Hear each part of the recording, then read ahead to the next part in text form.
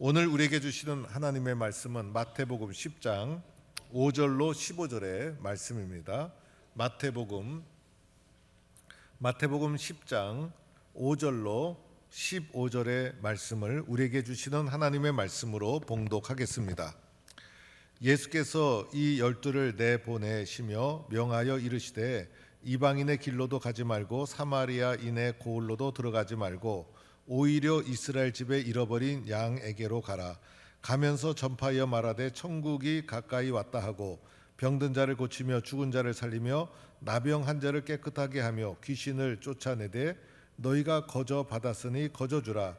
너희 전대에 금이나 은이나 동을 가지지 말고 여행을 위하여 배낭이나 두벌옷이나 신이나 지팡이를 가지지 말라. 이는 일꾼이 자기의 먹을 것 받는 것이 마땅함이라. 어떤 성이나 마을에 들어가든지 그 중에 합당한 자를 찾아내어 너희가 떠나기까지 거기에 머물라. 또 그 집에 들어가면서 평안하기를 빌라. 그 집이 이에 합당하면 너희 빈 평안이 거기 임할 것이요 만일 합당하지 아니하면 그 평안이 너희에게 돌아올 것이니라. 누구든지 너희를 영접하지도 아니하고 너희 말을 듣지도 아니하거든 그 집에나 성에서 나가 너희 발의 먼지를 떨어버리라. 내가 진실로 너희에게 이르노니 심판날에 소돔과 고모라 땅이 그 성보다 견디기 쉬우리라. 아멘. 할렐루야. 우리 한 마음으로 한번 외쳐보겠습니다. 나는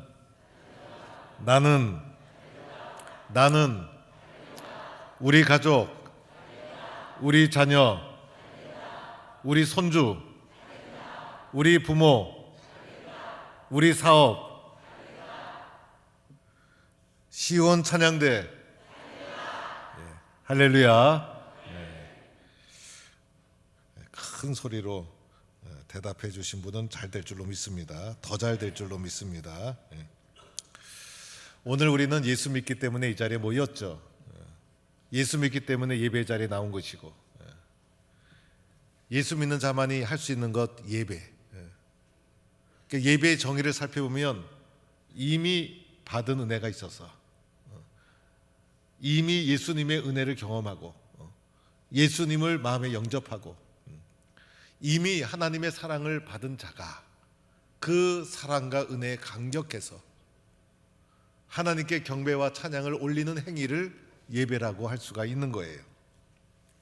그래서 예배는 예수 확실히 믿는 자가 드릴 수 있는 것.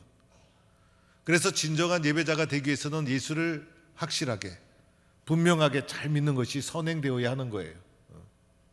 안 그러면 구경꾼이 되고 마는 거예요. 그래서 예수를 믿어도 확실히 믿고, 그래서 마음속에 우리들은 나는 예수를 확실히 믿는다, 나는 예수 믿고 하나님의 자녀가 되었다, 이런 확실한 확신을 가지고 예배 드리는 성도가 되어야 하는 것입니다.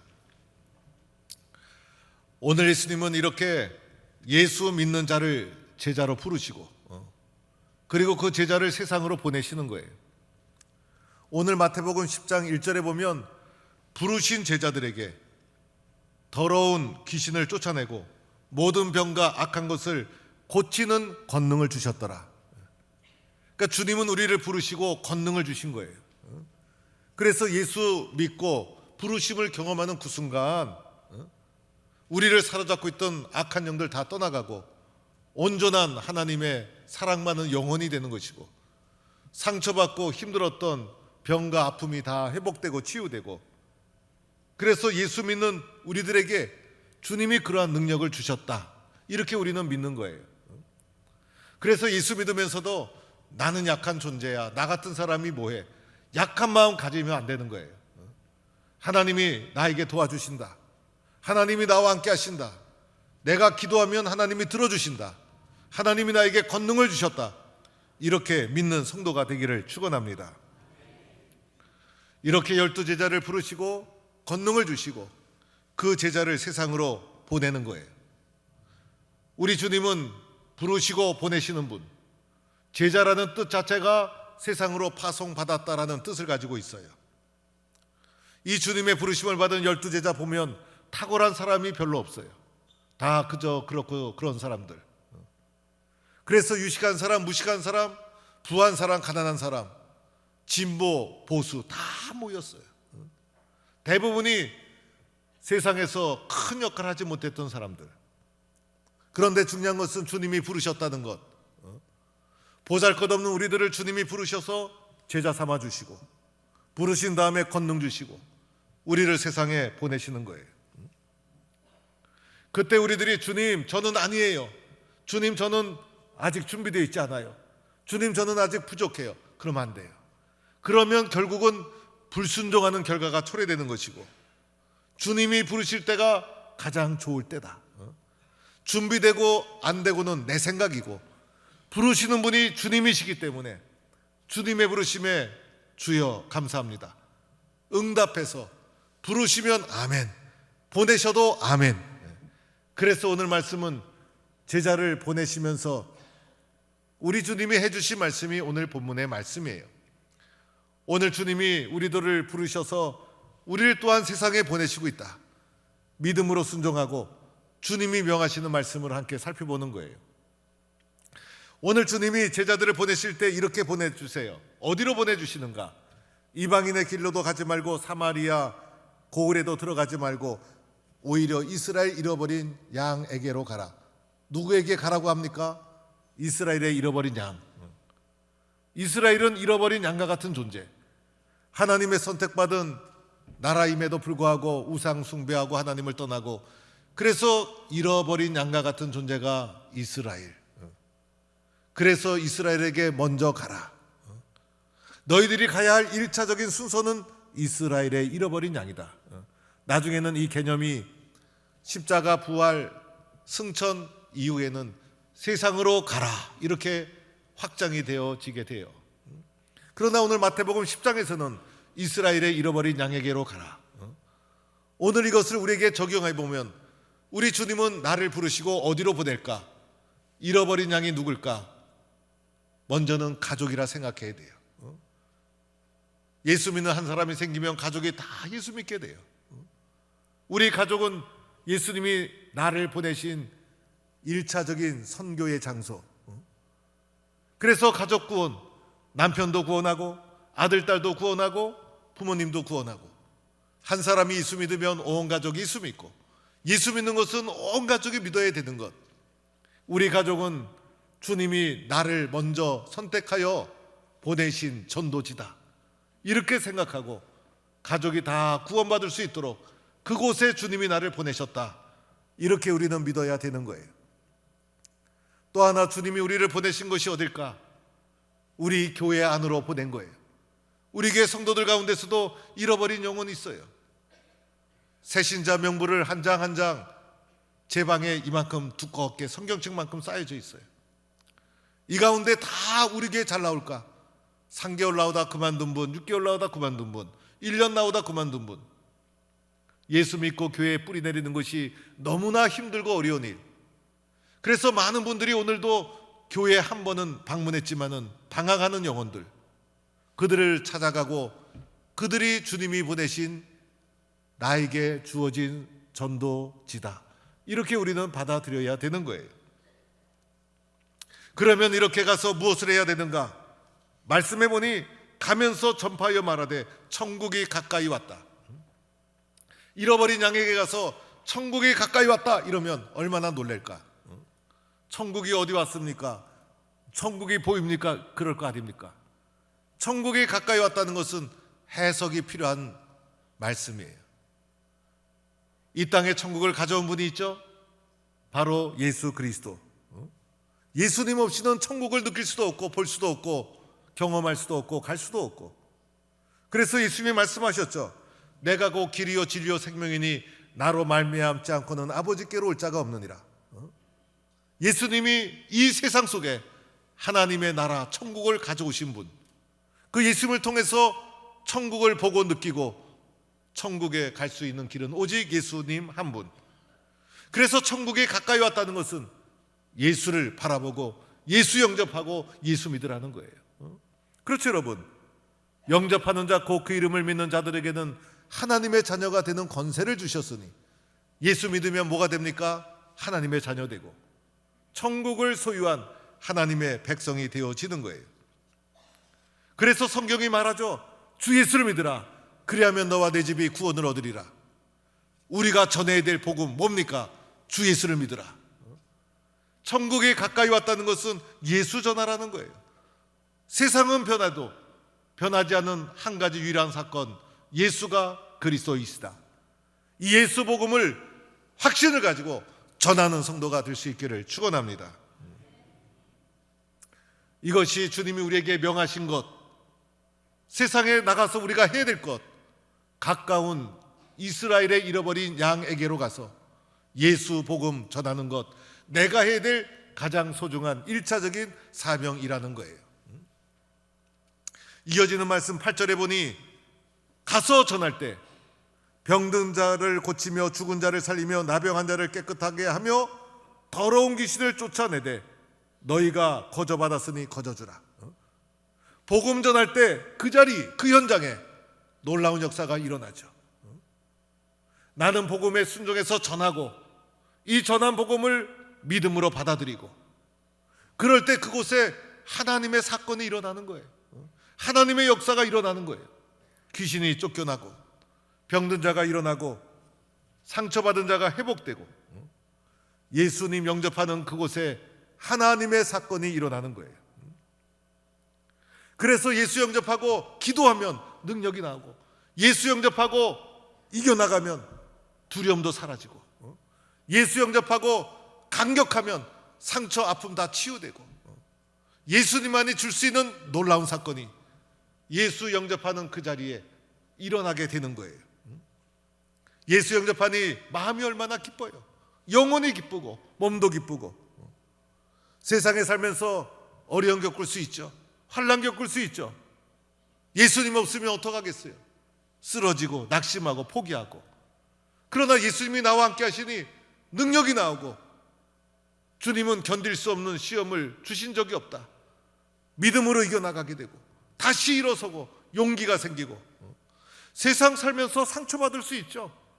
상처 속에 신음하는 삶이 아니라 상처 속에서 하나님의 뜻을 발견하고 은혜를 붙잡고 능력 있게 일어서게 되는 거예요.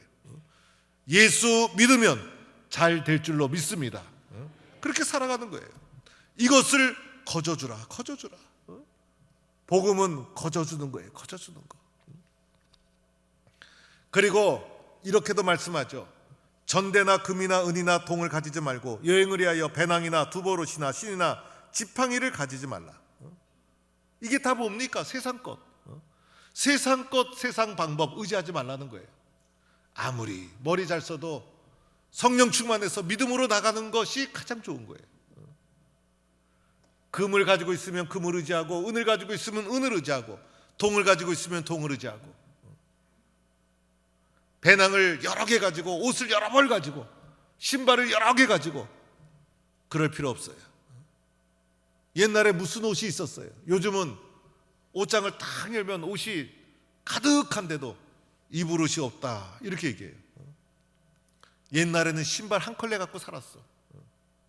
저 어렸을 때 나이키 신발 그렇게 신고 싶어가지고 저는 나이스 신발 신고 옆에 있는 친구 보면 나이키 신발 신고 그 나이키 신발 얼마나 갖고 싶었는지 하나만 있어도 너무나 기쁘고 감사하게 살았는데 요즘은 신발도 이렇게 많은지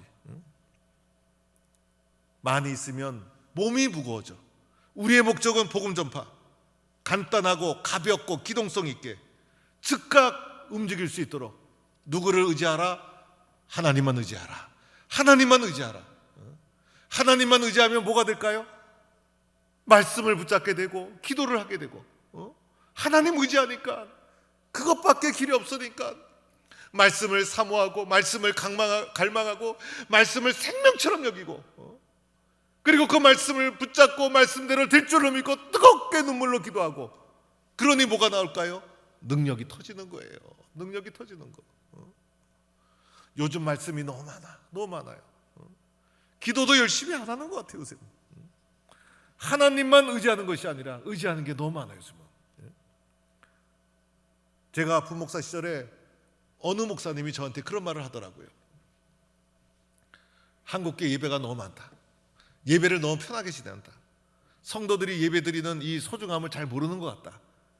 그래서 핍박을 팍 받아가지고 예배 드릴 수 없는 환경과 상황이 되어서 한 달 동안만 예배당 문이 딱 닫히면 성도들이 예배가 갈급해가지고 예배 드려야 되는데 라고 마음이 가득 차서 한 달 후에 예배당 문을 딱 열면 성도들이 예배당 와서 예배가 얼마나 귀한지 눈물 콧물 쏟으면서 아마 기도하지 않을까. 그래서 제가 그 말을 이게 하여튼 은혜스럽게 재밌게 하여튼 들었어요. 그러다가 어느 날 코로나가 올 줄 누가 알았어?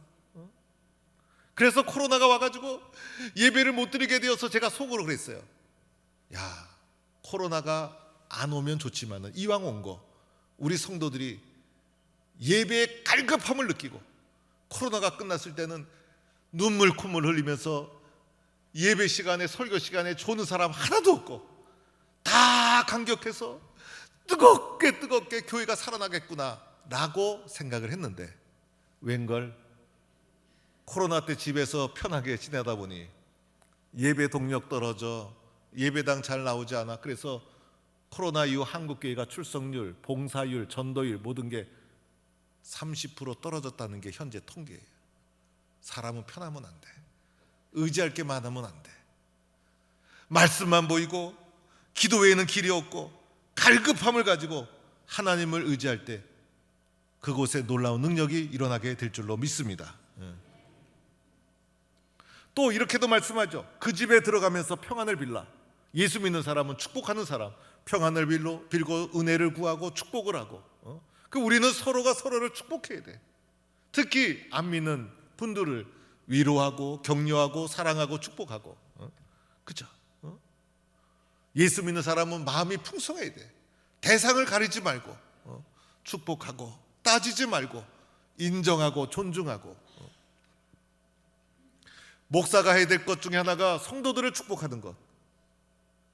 성도들이 저를 통해서 복을 받고 은혜를 누리고 평안을 누리면 얼마나 좋아. 저는 성도들이 잘 되는 게 소원이에요. 소원. 우리 교회 성도들이 예수 잘 믿고 축복받는 것이 저의 목적. 성도들이 담임 목사의 자랑이에요. 여러분 잘 될 줄로 믿습니다. 성도들이 어려우면 제가 마음이 아파요. 성도들이 잘 되는 게 성도들을 축복하는 게 목사의 역할. 제가 성도의 가정에 신방을 하면 그 방석을 딱 준비해요. 방석 중에 최고의 방석은 새벽 기도 잘해서 받은 기도 방석. 그 기도 방석에 제가 무릎을 꿇고 기도해요. 무릎을 꿇고. 책상 다리 해서 기도하지 않아요. 제가 신방 갔을 때 신방을 받아본 성도는 다 알 거예요. 무릎을 꿇고 머리를 팍 숙이고 주여 이 가정을 축복해 주세요. 이 가정에 은혜를 주세요. 이 가정의 자녀들 잘 되게 해주세요. 짧지만은 혼자 속으로 하고 기도를 해요. 목사의 행위는 상징성이 있어서. 그래 담임 목사가 갔는데 우리 성도들 얼마나 귀해. 예배당 나오는 성도들 얼마나 소중해. 마음껏 축복하고 저 때문에 힘을 얻으면 얼마나 좋아. 그렇게 기도를 해요. 장례식 가보면 기독교식은 헌화를 하고 그죠? 서서 묵상기도 잠깐 하고 돌아서서 유족들에게 위로의 말을 건네면 되는 거예요. 그렇죠? 저라고 그러지 않아요. 우리는. 근데 담임 목사인 저는 가면 헌화를 하고 영적 있는 그 앞에 무릎을 꿇고 기도를 합니다. 무릎을 꿇고 일어났다 앉았다. 저도 나이 먹으니까 쉽지가 않아. 그러나 꼭 무릎을 꿇어요. 장례식 경험하신 성도들은 무릎 꿇고 기도하던 저를 기억할 거예요. 가정을 축복하고 고인에 대한 존중, 유족에 대한 존중, 하나님의 위로와 평안과 축복이 함께하기를 바라는 마음으로 담임 목사이기 때문에 딴 사람은 그렇게 안 해도 돼요. 무릎을 꿇고 기도합니다.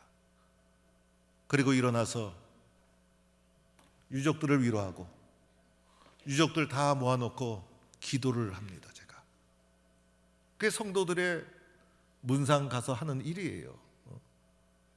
그런데 무릎 안 꿇을 때가 있어. 상이 차려져 있을 때. 그죠? 유교식으로 상이 차려져 있으면 거기 무릎 꿇을 수가 없어. 무릎 꿇고 싶은데도 무릎 꿇을 수가 없어. 그래서 그때는 그냥 서가지고 잠시 묵상하고 이렇게 해요. 제가 무릎 꿇고 기도하기를 원하시는 분들은 제가 간다 그러면 있던 상도 다 치우고 성경책 다 올려놓고 기다리시면 제가 가서 무릎 꿇고 기도하고 그 가정을 축복하고 그 복이 그 가정에 그대로 임하게 될 줄로 믿습니다. 그런데 복음을 전하는데도 반대하는 사람, 막아서는 사람이 있어요. 오늘 말씀해 보니 그 집이나 성을 나가서 발의 먼지를 떨어버려라. 경고의 말씀에 경고의 말씀 다 털어버리는 거야. 그 가슴에 묻을 필요가 없어. 나는 사명을 다하고 받는 것은 그 사람의 몫이요, 나는 주님의 말씀에 순종하고 복은 그 사람이 알아서 받는 것이고, 그죠? 그러나 이왕 받는 것 기쁨으로 아멘으로 받으면 얼마나 좋을까? 교회 안에서도 늘 기쁨으로 아멘으로 순종하고 그러면 얼마나 좋을까? 주님의 말씀이라면 그대로 될 줄로 믿고 주님 감사합니다, 긍정적으로 수용하고 믿으면 그대로 될 줄로 믿습니다. 그래서 교회 와서는, 그리고 밖에 나가서도 믿는 사람은 화내면 안 돼. 화나는 사람들이 많이 사는 도시가 성남, 싸우는 사람들이 많이 몰려있는 나라가 칠레. 그런 말이 있어요. 여러분, 중요한 것은 예수님은 우리에게 명령하시고, 왜? 예수 믿는 자이기 때문에 우리는 그 명령에 순종하는 거예요. 오늘 말씀에도 명하여 이렇게 말씀하잖아요. 아버지 말씀에 순종하니 기쁘고, 엄마 말씀에 순종하니 기쁘고, 선생님 말씀에 순종하니 기쁘고, 주의 종의 말씀에 순종하니 기쁘고, 가장 중요한 것, 예수님 믿고 명하셨는데 주님 말씀에 순종하니 큰 기쁨이 있게 될 줄로 믿습니다. 왜 그럴까? 사람의 영혼이 너무 중요하기 때문에. 우리도 예수 믿고 구원받았잖아요. 나 같은 사람이 너무나 중요하기 때문에 나를, 예수님은 포기하지 않고 사람의 영혼을 구하는 일, 나를 통해서 또 이루어가는 거예요. 예수를 모르는 인생이 가장 불쌍해요. 오늘 말씀해 보면 심판날에 소돔과 고모라 땅이 그 성보다 견디기 쉬우리라. 뭡니까? 가난한 사람이 불쌍한 게 아니라 예수 안 믿는 사람은 소돔과 고모라보다 불쌍한 거예요. 오늘 우리는 주님의 뜻이 무엇인지, 주님의 관심이 무엇인지, 주님의 명령이 무엇인지 경청하고 우리는 아멘 순종해서 오늘도 영혼을 구원하는 일에 뜨거운 마음을 가지고 거룩한 책임감을 가지고 사명을 잘 감당해서 주님이 주신 큰 기쁨, 주님이 주신 은혜와 축복을 누리는 모든 성도가 되기를 간절히 축원합니다. 하나님 감사합니다. 부족하고 연약한 저희들을 주의 자녀 삼아주시고, 우리는 아무 자격 없지만은 종으로, 제자로 불러주시고 권세와 권능을 주시고 세상에 우리를 보내주시니 감사합니다. 세상 앞에 약해지지 않게 하여 주옵소서. 세상 앞에 포기하고 낙심하지 않게 하여 주옵소서. 주님이 나와 함께 하심을 믿고 나도 할 수 있다. 주님이 나와 함께 하신다. 주님이 도와주신다. 기도하고 말씀 붙잡고 맡겨주신 사명 잘 감당해서 주님이 주신 기쁨, 주님이 주신 은혜, 주님이 주신 축복을 누리는 우리 모든 성도 되게 하여 주옵소서. 예수님의 이름으로 기도드립니다. 아멘.